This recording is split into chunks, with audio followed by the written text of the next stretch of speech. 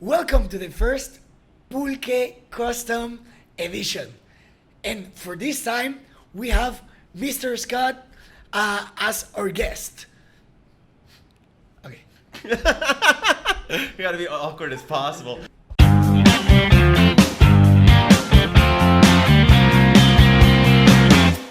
all have listened about wildlife conservation, birds, and offshore wind turbines. But how does that really work or affect our lives? Today, Mr. Scott Pursner and we both are gonna make the science behind it edible for everybody. Así que toma pulque y come nopal, que el Pulque Podcast va a comenzar. It's my pleasure to welcome to this space Mr. Scott. Mr. Scott, welcome. Oh, thanks. It's nice to be here. Nice. Thank you for inviting me, Orlando. No, it's our pleasure to have you here. Mr. Scott, how will you describe yourself?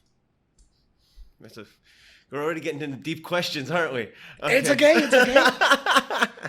Let's start hard. Okay. I'm already sweating. Yeah. I don't even know. I mean, I'm American. I've been in Taiwan now for 10 years. I've been doing wildlife conservation work, probably on and off for, I guess, 15 or 16 years now. Yeah. And I'll leave it there. Okay, 10 years, it's a long time. So I think you speak Chinese, right?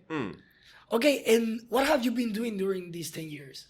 Well, I know that before coming, you studied in New York, right? What did you study? Oh, French and political science.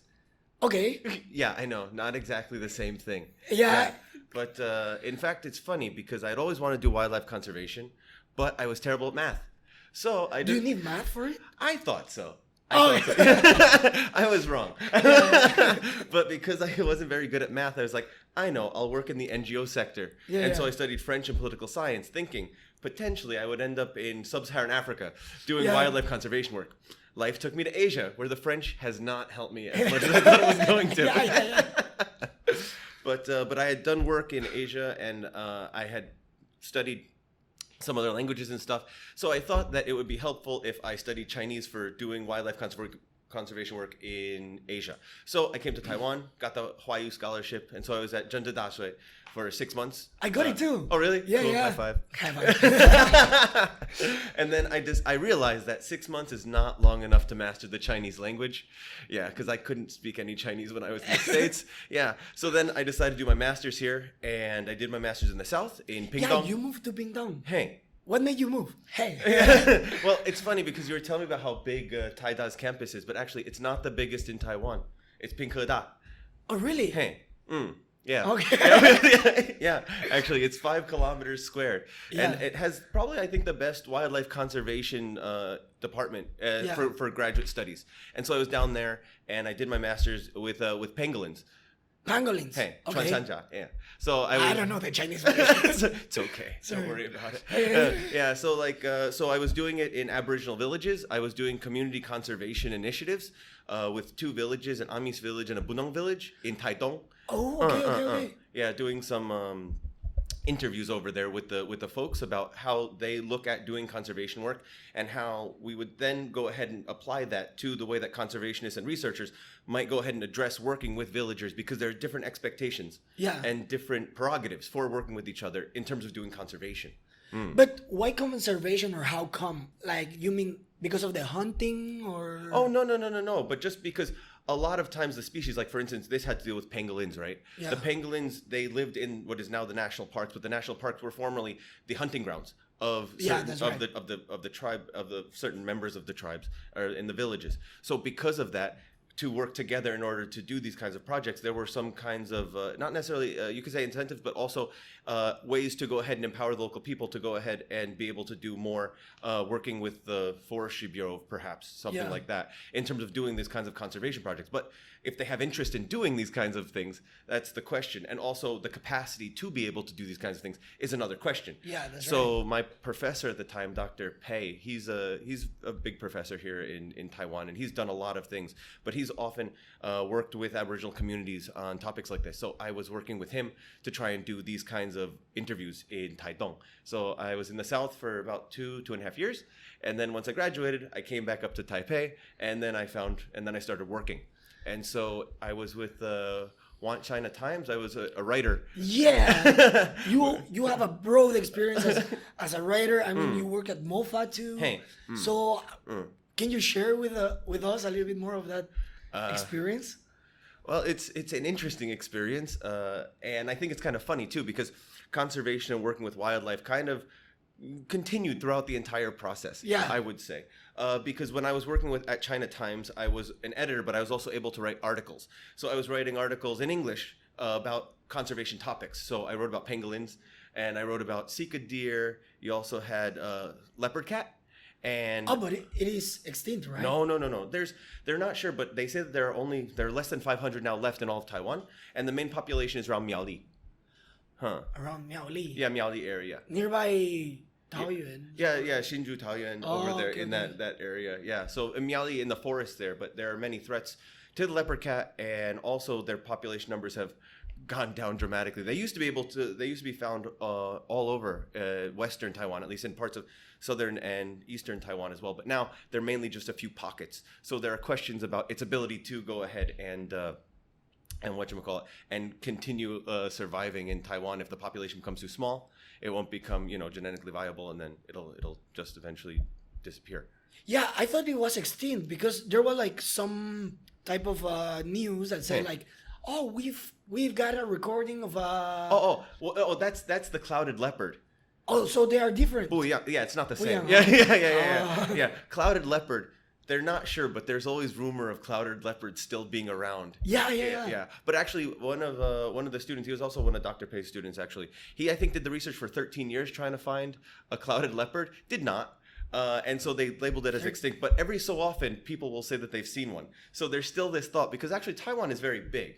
And if you go to certain places... And more in the mountains. Yeah, exactly. Deep in the mountains. Huh.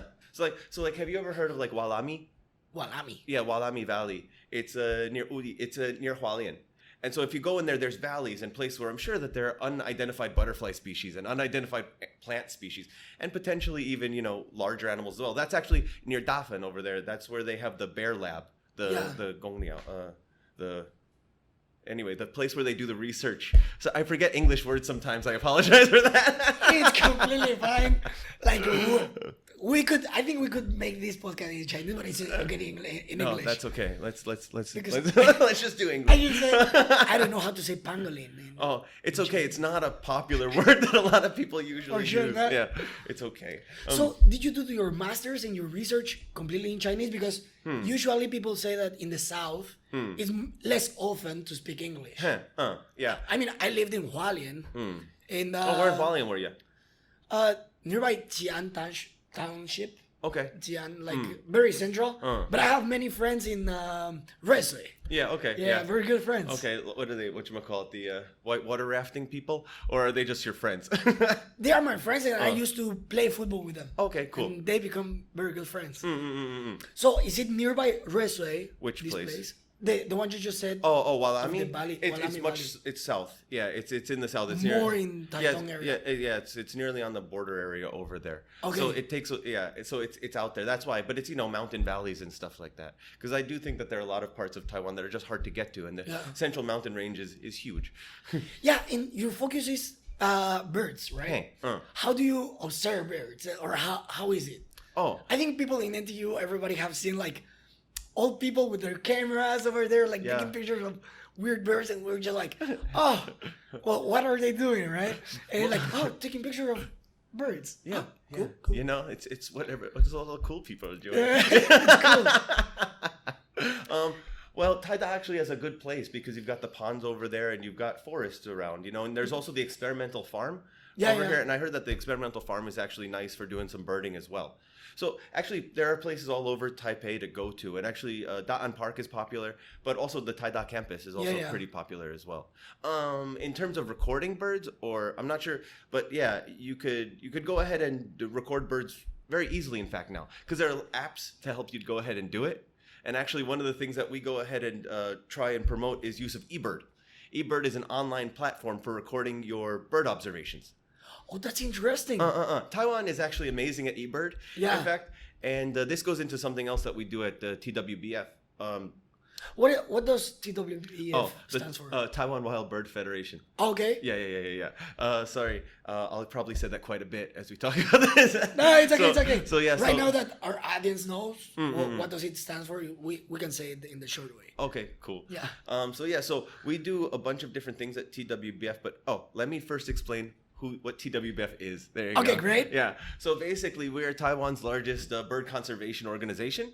We have 21 partner organizations throughout Taiwan and Taiwan's outlying islands, and our focus is conservation, education and outreach, and just bird appreciation. Okay. And we do this through a number of different means, and all of our partners are independent partner organizations that are part of us. So we're kind of like an umbrella organization for these groups. Oh, that's great. However, we also organize and manage certain things and centrally just, facilitate. So actually, I don't know if you've heard of like the Blackface Bumble. Blackface Bumble. No. Yeah, the Blackface Bumble.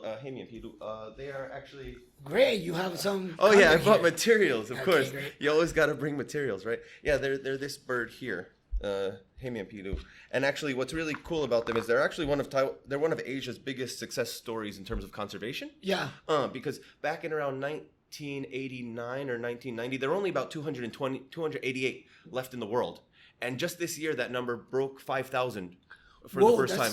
That's incredible. And Taiwan actually has 50 to 60% of the wintering population. Yeah. So it's a migratory species, right? So as a migratory species, it's difficult because, it has to be, people have to work together all throughout its range. But as you can kind of see here, the breeding is in Korea, northern China, and also a little bit in Russia. And Taiwan, Japan, Philippines, Vietnam, China and Thailand. These areas here are the breeding area, but Taiwan has always been the main breeding ground. Yeah. Sorry, not it's breeding in ground, the wintering ground. Yeah. So exactly. So the wintering population, 60 to 70% of that wintering population is all in Tainan, in Sitsao or Chiku or Dingshan, because as the population gets bigger, they're looking for more areas to go ahead and spend wintering. So actually, it's crazy because this year it broke 3,000 for the first time here in Taiwan for the number of wintering blackface spoonbills. Why is it? Why is it? Why do we see this increase in the? It's a good question, and it's funny because I just wrote an article. Actually, we just put out part 1 of the series. It's a 2-part series about blackface spoonbill conservation in Taiwan. Yeah. It's actually on our webpage now, if you're interested. What is the webpage? I think it's a www.bird.org.tw. Okay. Yeah, it's Chinese and English, but I write all my articles in English. And so basically what I tried to do is write a review of the conservation story for Taiwan in terms of blackface spoonbill conservation. Yeah. And so it's nobody's really sure, but they say that one of the major reasons is because this southwestern Taiwan over here was salt pans and it was fish ponds.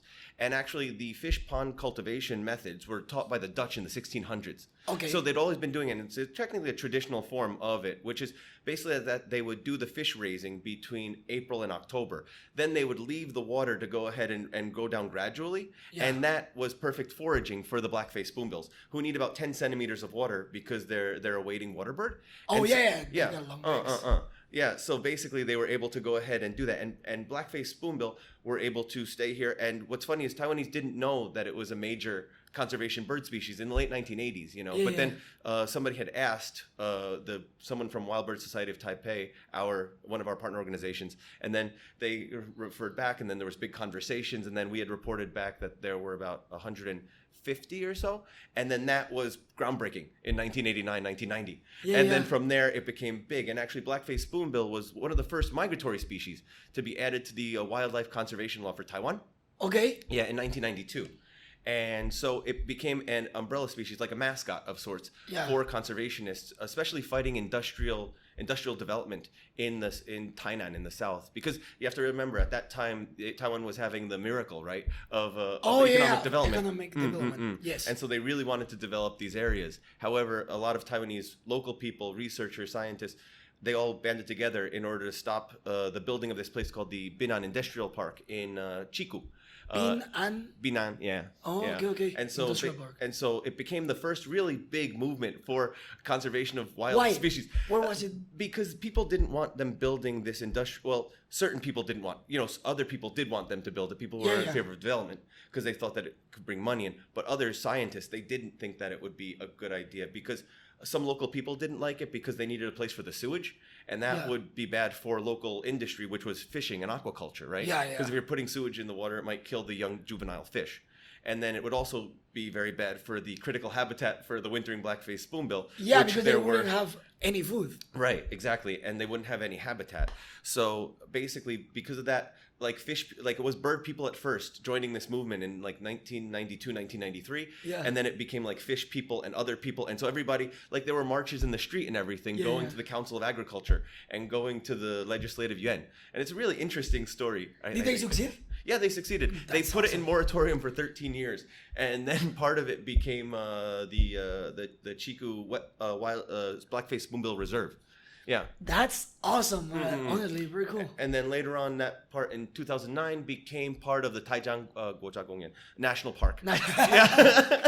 Okay. Yeah, but Blackface Spoonbill, it wasn't just Taiwan that was important, though. It's if you're only saving the wintering population, it's only half of it, right? And if you're only doing things, you need to make sure the breeding population is safe as well. And the stopover areas are important as well. Yeah. So it was really a very big coming together of lots of different groups. It was an international effort. But the one thing that in Taiwan they did well was that they said that they were able to do their best to protect the habitat for the Blackface Spoonbill. But that's great. That's very incredible. Did you wrote that down in the... There was a document published in 2020, right?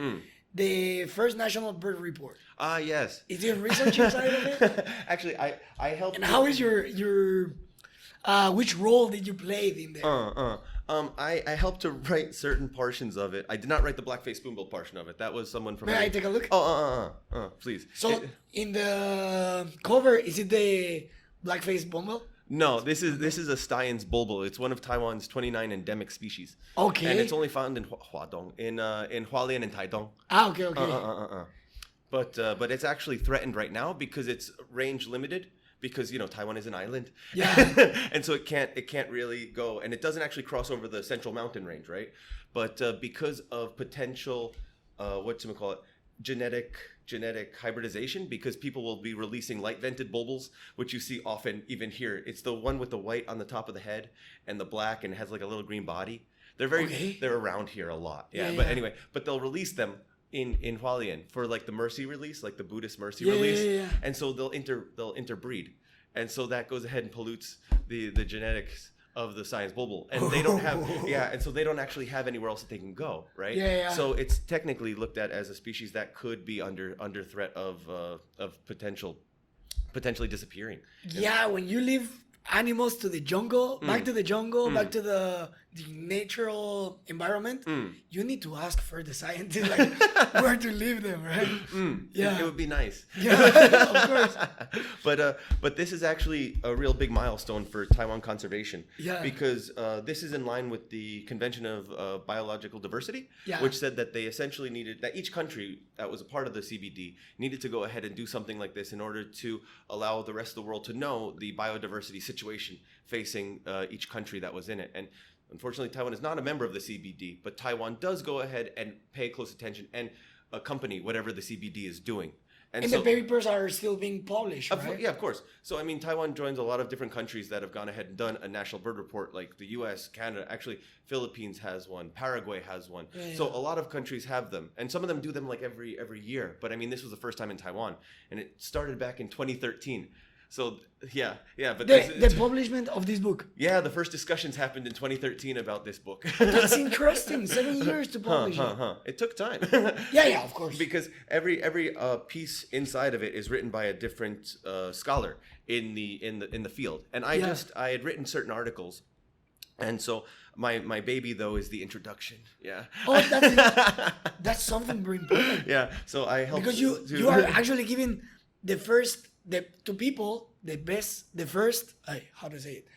you are giving us the first steps in order to get into this book. So I think that's very interesting. Oh, thanks. Yeah. It's mostly just the geography and the explanation of Taiwan and where it stands in terms of conservation and certain aspects like that. Yeah. But yeah, I mean, there's a lot of really great work in here, and this is really helpful because we're able to share this with other groups internationally, so that way they can learn about what's going on in Taiwan. Yeah. And they could go ahead and maybe find ways to collaborate or just use our data in order to do their own studies later on. So we've already been cited twice now, and this just came out in the end of December.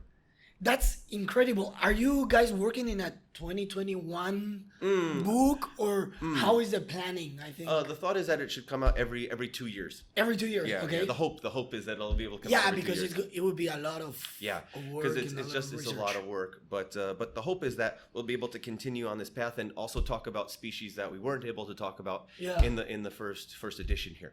But this is a really big one, and also something that's important to note about this is a lot of it is citizen science.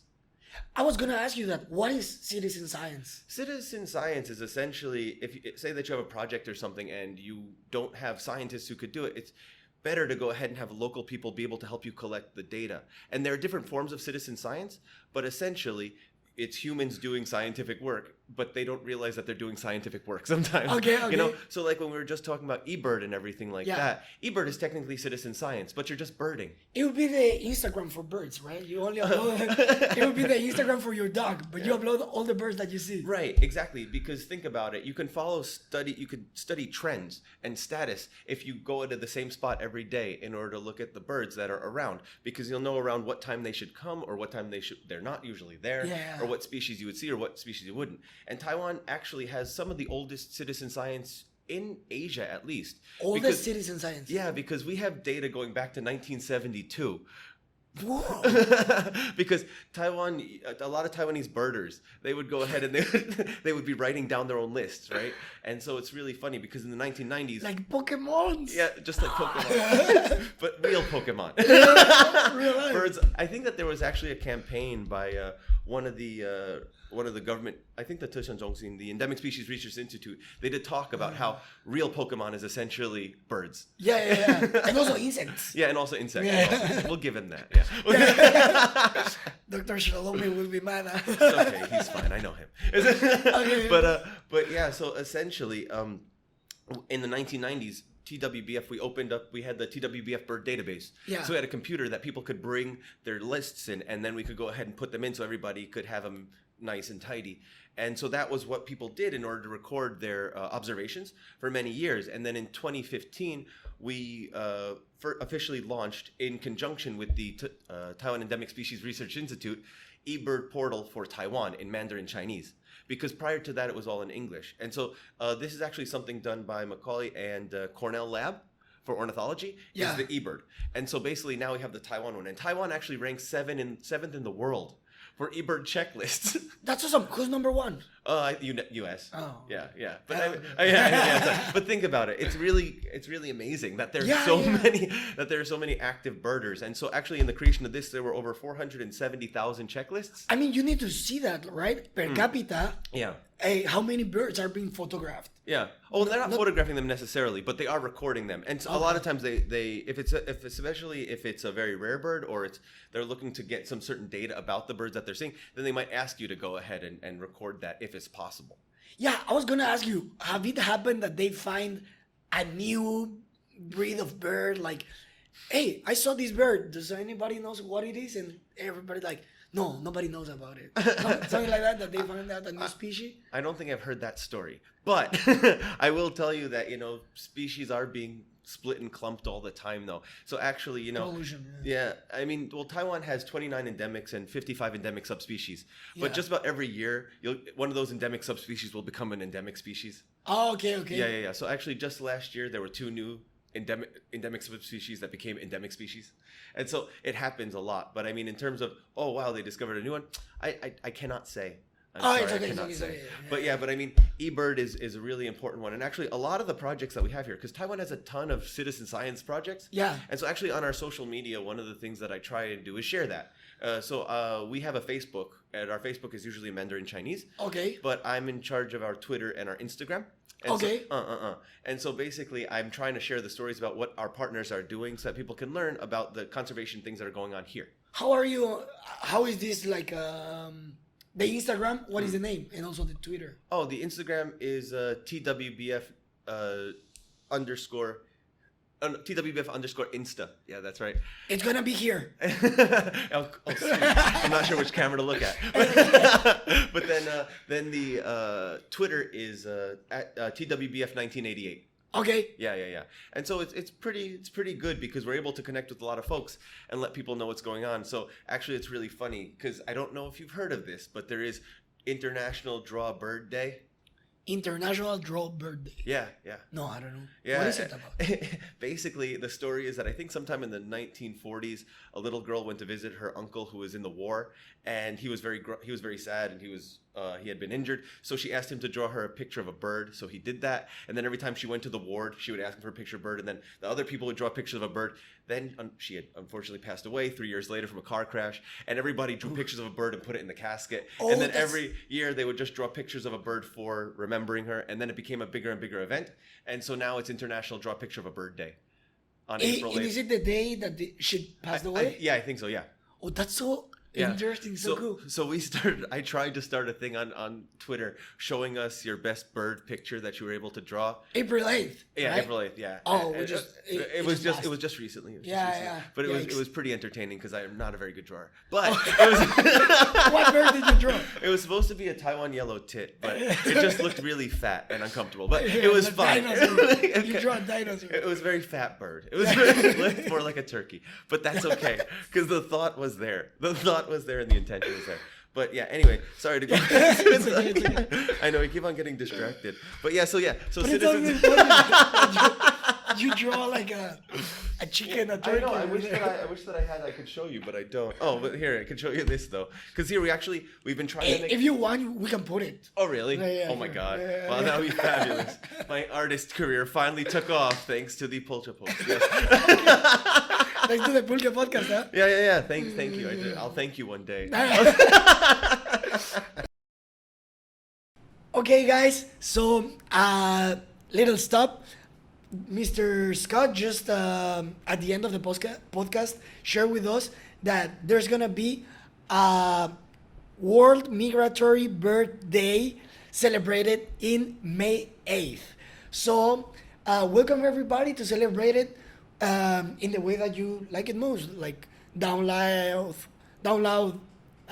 eBird or something like that. Take a picture of a bird, upload it, and celebrate with everybody the wildlife of Taiwan if you are in Taiwan or wherever you are.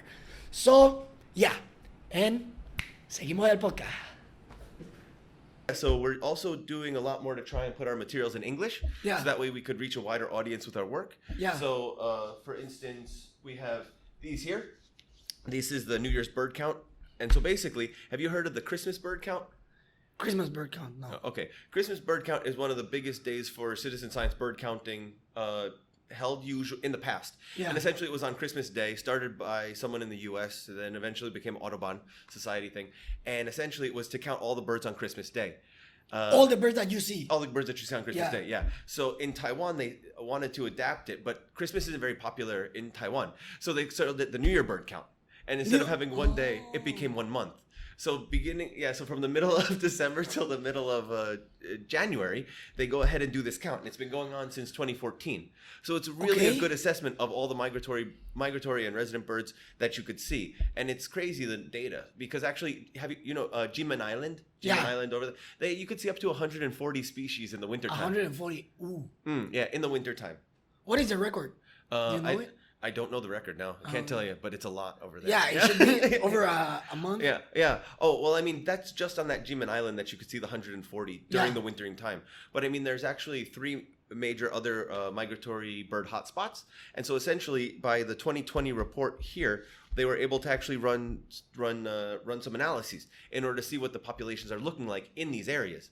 Because now they've been able to identify these as the major wintering migratory bird hotspots. Oh, okay. Yeah. So one of these hotspots is Jingmei. Oh no, Jinmen I think will be Jinmen. added in the future, but the three that they have now is the Lanyang Plain here in Ilan, Lanyang. and then the Changhua Coast, which is the mud flats over here, and then the Jianan Plain, which is basically like Tainan and Jai. I know. When in doubt, use your hand as Taiwan. Yeah. Okay, talking about Changhua. Yeah. There are many wind farms over there, right? They are developing many wind farms over there. What do you think about it? Well, I mean, it's an interesting topic actually, because the government's push towards 20% of green energy by the year 2025. It's very fast. It's a very fast push, and I mean, and Changhua is going to be huge. Changhua will have the biggest because they actually have Taiwan's largest mud flats, and so it's a very important area also for migratory birds. So I mean, but it's not just wind turbines; it's also solar panels, because a lot of the solar panels that they're putting for the photovoltaic projects are actually in wetlands or in salt pans. Okay. So a number of these projects have already been planned, or some of them have already been done.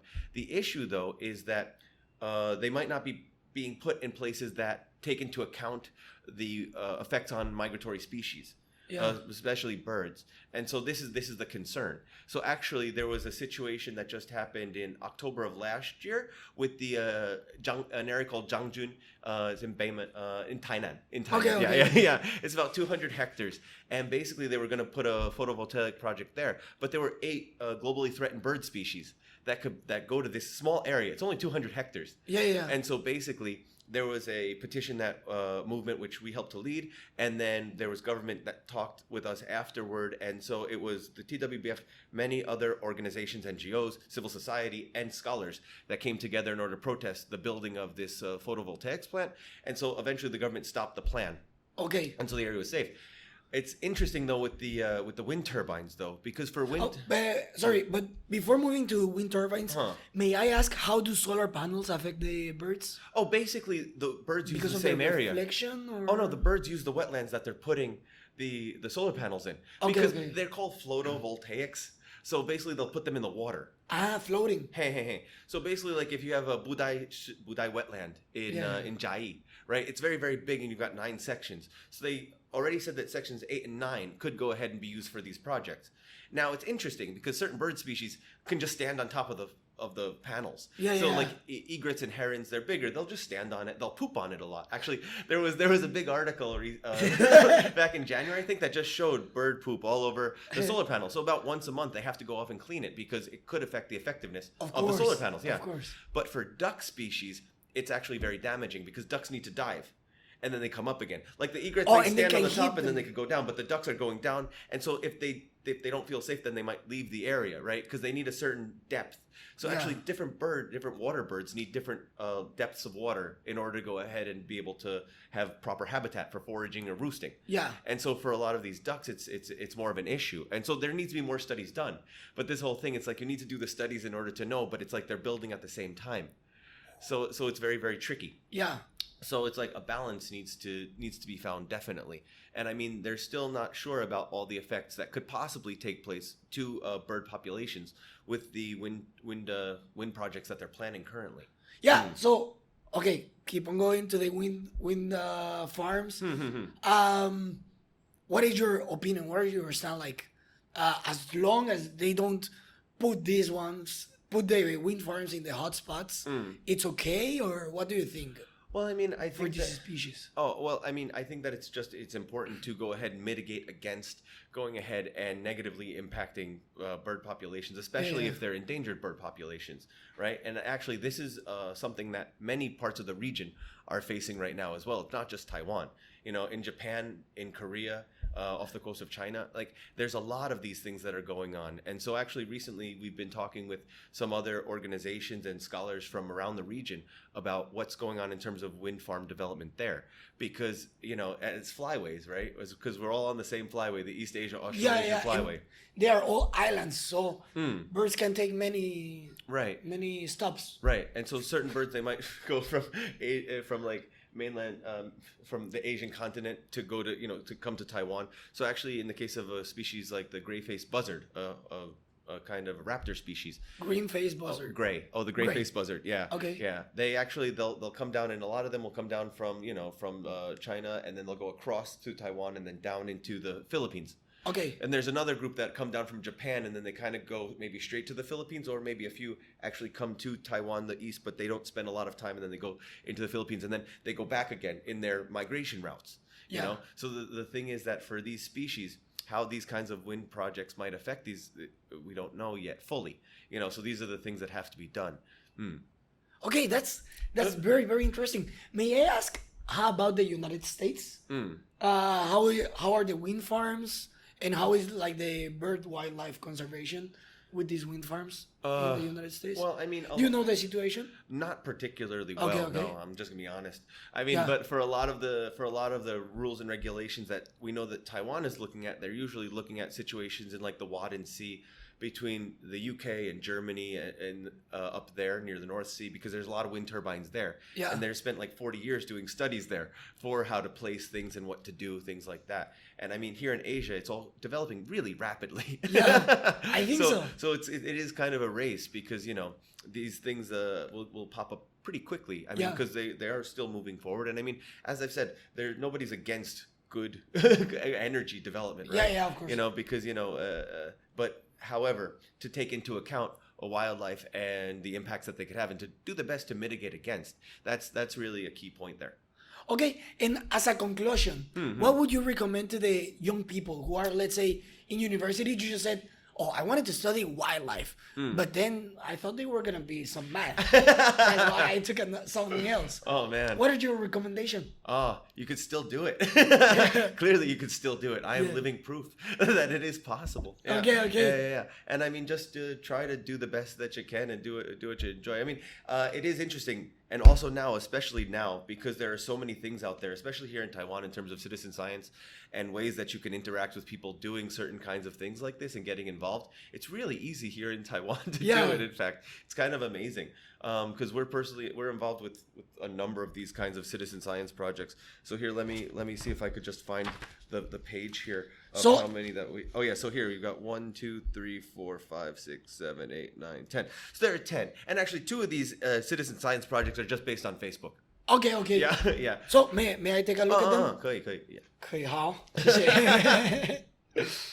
Okay, so we're gonna post these ones as well in order for people, if they want to be part of these eBird societies. You don't even need to join us to do eBird. eBird is an app. Yeah, so it's an app. Yeah, eBird is an app. So you have eBird, which is download it, you make a username basically, and then you could just start recording lists. And then actually something else that's newer is called Merlin. Merlin gives you the descriptions of the bird so that you might be able to better understand what you're looking at if you're unsure.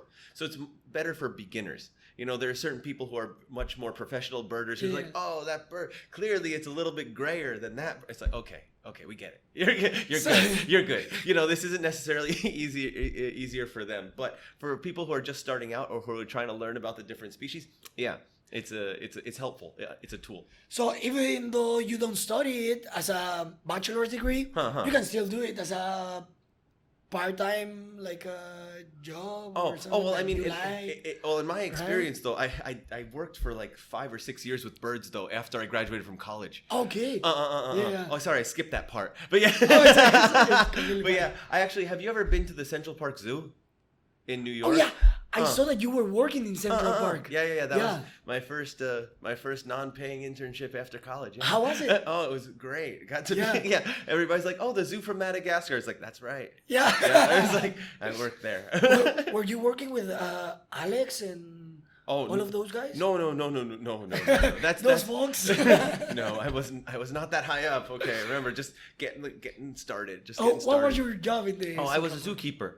I was a zookeeper. So with all the animals? Oh no, the farm animals at first. Farm animals. Yeah, okay, farm animals at first. So I mean, I went from New York at the Central Park Zoo. Then I tried to go back to the NGO route by being in DC. That didn't work out. So then I went to Alaska, and I was working with seabirds there. Yeah, that's something incredible. That's where I first did some of my first bird counts. Yeah. It was crazy, though, because so many birds up there in the summertime. Because there are no people. And also those are the major breeding grounds, because it's flat, and in the past there weren't that many predators, you know, and it had... Because it's cold. Well, in the summertime though, it is warmer. In the summer, yeah. So they'll breed there in the summer. But I mean, the breeding periods depend, but they're not that long. You know, it's like 6 to 8 weeks. You need to work fast. Yeah, depending on the bird species, right? But what's crazy is Alaska actually connects birds from Asia with birds from North America. Okay. Because part of that flyway, the East Asia Australasian flyway, I was telling you about, it's all the way from Alaska down to Australia and New Zealand. So it's huge. Okay. It's like a letter C. Yeah, it's like a letter C. Yeah, like that. Yeah, but yeah. Okay, very interesting. And then after that, I was in Australia working with doing PhD studies, and then I was doing from the beginning of the sea to the end, huh? Yeah, exactly. You've been in Alaska, Australia, Taiwan. Yeah. Oh, what else? Let's see. Because being from New Jersey is known for landfills. So actually, I was doing an Audubon study of metals, because they capped the landfills and the birds were coming back. So they were curious about what their metal counts were and what their insides were looking like. So we were collecting the data about what the parents' physiology was and the eggs' physiology and then the young's physiology, because you could see what the parents were eating, then what they had contributed to the egg, and then when they were young and they were being fed individually, how that looked. So it was a really interesting report, because a lot of birds were coming back to use this area because it's part of another flyway. Yeah. So I did banding there as well, banding the birds as they were flying down. Bending? What is it, bending? Oh, when you put the ring on the leg, so that way you could be able to know that if you ever find the bird, or if you can go ahead and do it, then you could ID it, and that way you could see where the bird is maybe going or things like that. So I did banding over there as well, and then how do you do it? Do you catch the bird? Well, you have to catch the bird. So we used mist nets. That we would put up, and so the bird would kind of just get it, and then we'd gently go ahead and take the bird out, and then as delicately as possible put the ring on the leg, and then release it back into the wild. Oh, that's cool. Yeah. So I did that, and then I was working at a raptor center as well. Raptors. Yeah, birds of prey. Yeah. In Oregon, and then So I had a lot of wildlife experience. So I'm not sure if I tricked you into thinking that I hadn't worked with wildlife at all before I started doing this. Like, I know you have broad experience in many areas. So, I mean, you've been a writer, you've been an observer. Right now, you work at, where do you work right now? Oh, TWBF. Yeah, as a director, right? Oh, yeah, I'm the director of international affairs. So you have been in many places of the field, right? That's a good way to put it. Yes. You go from the bottom to the top. Yeah, just flying. Yeah, that was a bird joke. Yeah, never mind. Just flying with the trends. Yeah. Mr. Scott, thank you very much for sharing with us all this knowledge about birds. Oh, thanks. Just to finish the podcast, can you repeat how can we find WBC in Instagram? Oh, okay. Yeah. TWBF. I'm sorry. That's okay. I was like, I got you. Don't worry. Oh, sure. So we have our Facebook. Our Facebook is Taiwan Wild Bird Federation, or Zhonghua Niaohui. And then we have our Twitter, which is the @ TWBF 1988. And then we have Instagram, which is TWBF_Insta. And we also have our website, which is www.bird.org.tw. Okay, great. Yeah. Thank you very much for being here and for sharing with us such an interesting knowledge. Thanks so much for having me. It's been a pleasure. Yeah. For me too, and my team as well. Okay. See you next time. All right, see you.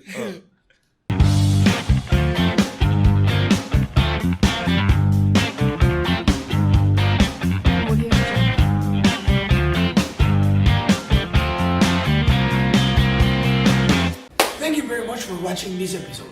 Like the video in case you liked it, and leave a comment below for further improvement of our content. As well, if you like topics such as new technologies, research done in universities, or even wonderful stories of incredible people, subscribe to our channel. This is how you find us in social media. I want to give a special thanks to all my sponsors and team members.